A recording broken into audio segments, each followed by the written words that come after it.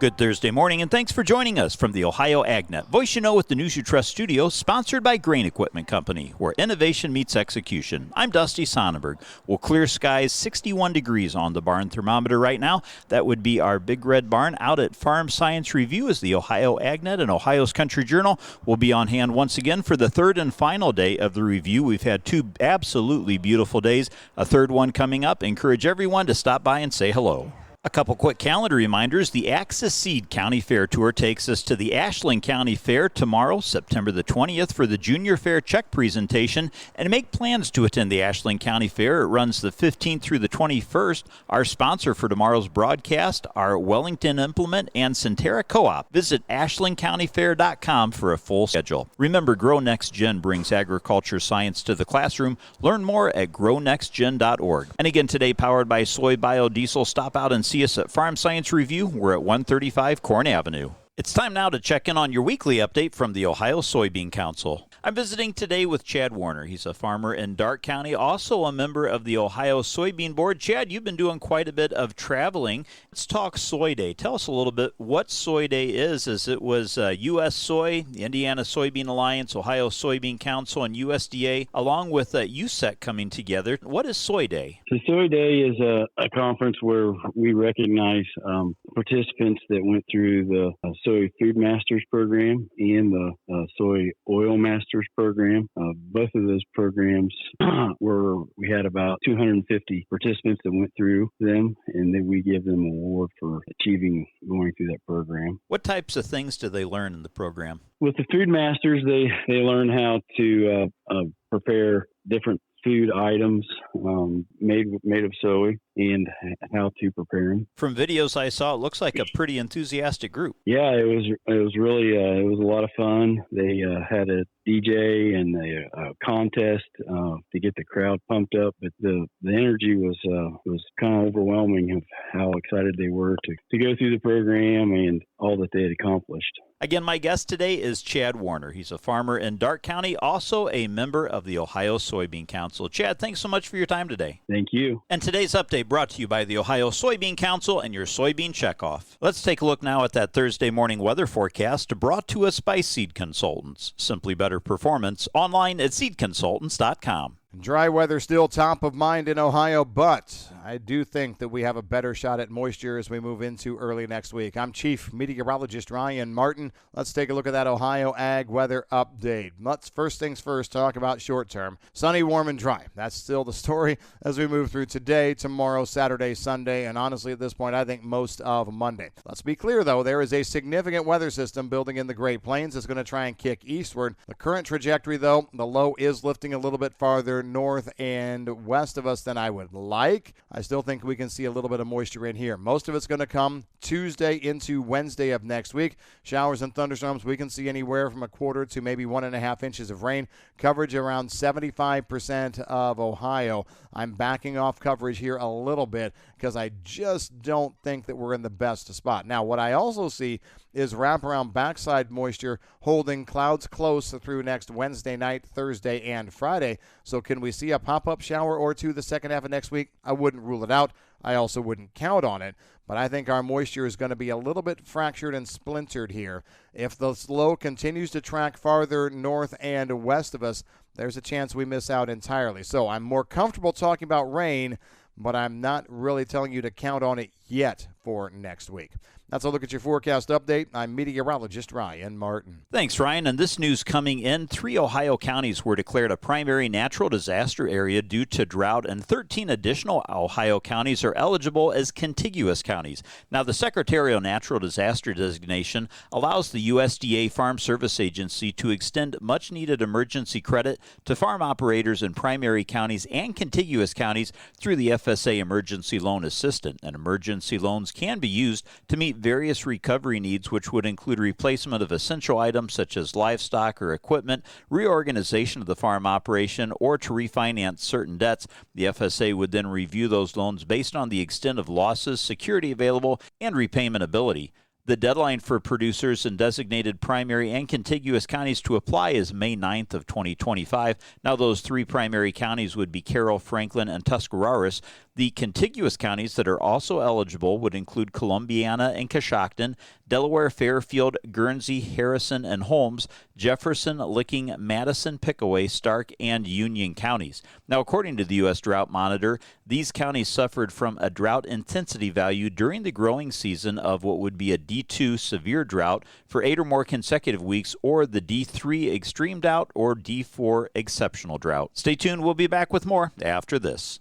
Get ready for the 62nd Annual Farm Science Review, September 17th, 18th, and 19th. It's more than a farm show. Explore over 600 exhibitors across 2.6 million square feet, providing equipment, services, and education for farms of all types and sizes. Tickets can be purchased at participating OSU Extension offices and agribusinesses, as well as online. Visit fsr.osu.edu to buy your Farm Science Review tickets now and plan your show visit. We look forward to seeing you at the 62nd Farm Science Review, September 17th, 18th, and 19th.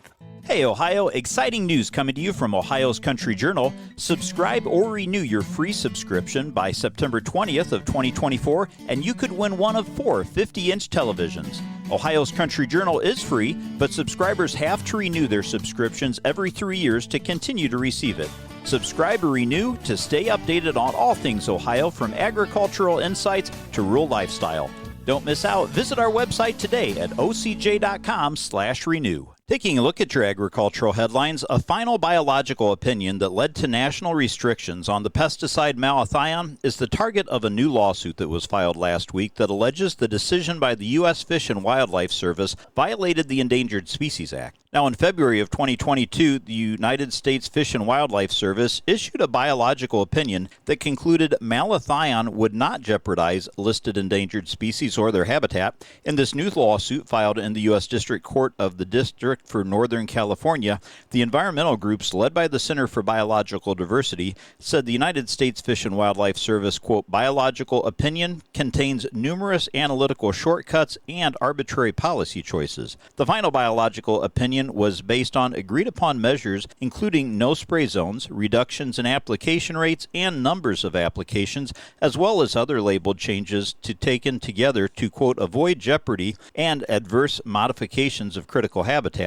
according to the U.S. Environmental Protection Agency. The final biological opinion was based on agreed-upon measures, including no-spray zones, reductions in application rates and a number of applications, as well as other labeled changes that, taken together, avoid jeopardy and adverse modifications of critical habitat, that according to the U.S. Environmental Protection Agency. Now, the group said in the new lawsuit that the label restrictions may reduce harm to some listed species, but the most threatened and endangered species would not benefit. They allege the United States Fish and Wildlife Service policy choices conflicted with the USFWS's regulations and policies, as well as with the Endangered Species Act itself, and that it would be arbitrary and capricious. Wildlife Service's errors included its decision to not implement species-specific conservation measures to protect against malathion for many species, and its failure to consider the consequence to each individual species, conservation or recovery, the lawsuit said. The group asked the court to vacate an incidental take statement and parts of the malathion biological opinion that fails to protect the 1,534 species that do not have any species-specific minimization measures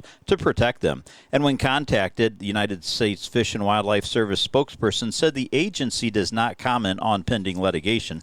Now, malathion is used largely to control mosquitoes as well as aphids and other crop pests. In August of 2023, the EPA announced national restrictions on the use of malathion. While these minimal restrictions to malathion pesticide product labels might reduce some harm to some species listed at the margins, most threatened and endangered species will not benefit from them, the environmental group said in their lawsuit. The malathion biological opinion contains numerous analytical shortcuts and arbitrary policy choices which conflict with the Fish and Wildlife Service regulations and policies and requirements of the ESA itself. The group said the malathion's widespread use and mobility in the environment was compounded by its high toxicity to every animal taxonomic group. The EPA initiated an Endangered Species Act consultation with the United States Fish and Wildlife Service on the effects of malathion and diazinon back in January of 2017. Now, at that time, the EPA determined malathion was likely to adversely affect 1,778 threatened and endangered species. In October of 2017, the U.S. Fish and Wildlife Service concluded in a draft biological opinion that the registered uses of malathion products were likely to jeopardize 1,284 threatened and endangered species. In other agricultural news, the Federal Reserve offered farmers, businesses, and consumers some relief yesterday as it lowered its benchmark federal funds rate by half a percentage point to a range between 4.75 and 5%.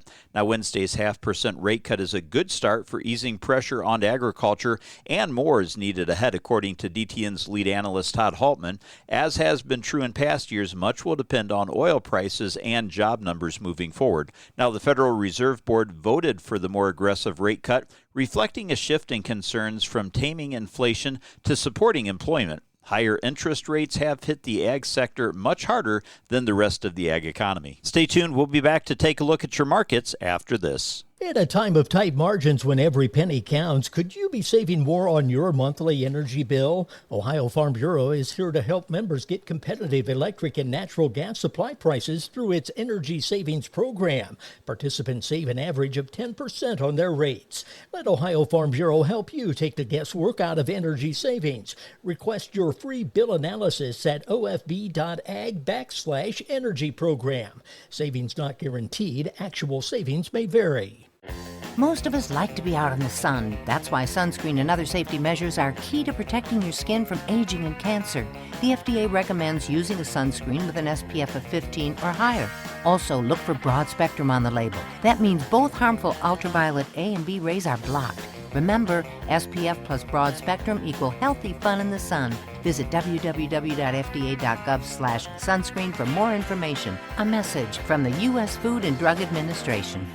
It's time now for your Thursday morning Louis Dreyfus grain analysis, brought to you by the Ohio Soybean Council and your soybean checkoff. Let's check in with Ryan Martin. Grain markets finishing mixed to mostly lower on Wednesday. As we take a look at the numbers, bean markets were a little bit stronger, but off of the highs. We actually saw double-digit gains that started the day yesterday, and corn and wheat came along for the ride as well. Looked like some traders were really banking on the rate cut that actually ended up coming to fruition, a half cut in the federal funds rate. That really got the market excited as we got early on, but then it's a buy the rumor, sell the fact that kind of hit this market overall. And so at the end of the day, definitely coming off the highs both in corn and wheat. Beans is still green.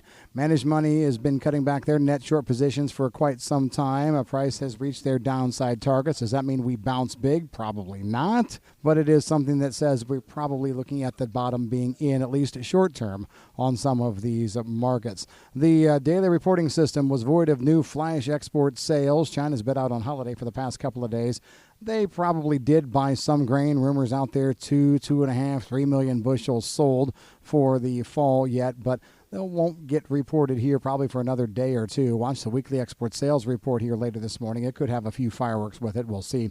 Weekly ethanol production in at 308 million gallons, down 10 million from the week prior, up 4% from last year. Stocks at 999 million gallons, up 3 million week on week. Here's the thing. Margins are very, very good on ethanol. Nobody should try to stop grinding at all. Crude inventories fell to 418 million gallons, down 1 million on the week. Biden administration is using the price break to add supply to the Strategic Petroleum Reserve. Deputy Secretary of State Kurt Campbell indicates the U.S. House of Foreign Affairs Committee the challenges posed by China now exceed those of the Cold War. Remember, there's going to be a tit-for-tat probably going on here next week as some U.S. tariffs going on China will lead to some retaliation on their end. How does it hit the market? That's what's been the talking point, a little concern on that, but we'll see when we get there. I'm Ryan Martin. Thanks, Ryan. Let's take a look at how your Wednesday markets closed, brought to us by Seed Consultants. Simply better performance, online at seedconsultants.com. December corn closed up 1/4 cent per bushel at $4.12 3/4, and May corn was up 1/4 cent at $4.41 1/2. November soybeans closed up 8 cents at $10.14, with March beans up 6 1/2 cents, $10.45 3/4, and December Chicago wheat was unchanged at $5.75 3/4 cents. Taking a look at the overnight trade, the markets are trending lower as December corn is down 2 3/4 at $4.10, March corn down 2 1/2 cents at $4.28 1/4. November soybeans are trading 5 3/4 cents lower at $10.08 1/4, with January beans down 5 1/4 at $10.26 3/4, and wheat for December down 3 3/4 at $5.72. On the livestock side, October live cattle closed down 50 cents at $178.30, and October lean hogs were up 27.5, $82.05. Feeder cattle were down 80 cents at $239.95. Have a great day, everyone. We'll see you at the Farm Science Review. This is the Ohio AgNet.